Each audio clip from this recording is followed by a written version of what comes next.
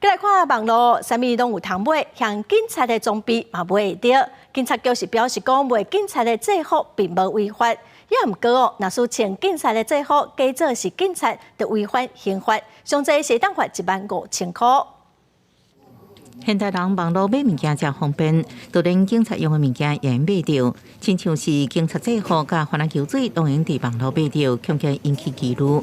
警察局表示，华南球水无属于管制物品，除非含有加速气体，才会列入警械规格表。管制物品，例如说警铐、警棍，那你未经许可贩售、持有，那这依照《警械使用条例》第14条是可以没入。并依照《社会秩序维护法》第63条来移送法办。警用的服装配备的部分，那确实取得容易。按照现场的态样，我们要客观去辨认，是不是这个真正的这个警察同仁在执行相关的勤务。虽警察制服无属于警械，单纯是买遐就是买未违反。按过，若穿警察制服打扮假做警察，可能违反刑法159条规定，应处1万5以下罚金。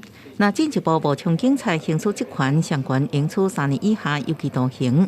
按过所有台北市警察执勤的时阵，伫制服顶悬挂亲像情色网站的商标，影响警察形象。不管是服装啊，或者是配饰啊等等，那以后我们以前一直这样要求，那从今天开始我们一样这样要求。那对于刚刚这个个案，我们回去会了解状况。议员呼吁台北市警局应该有完善的宣导，员警爱兼顾形象。这代志单纯是个人行为，99%拢是非常优秀的员警。警察职务是公认的，唔通互少数的人影响形象。记者综合报道。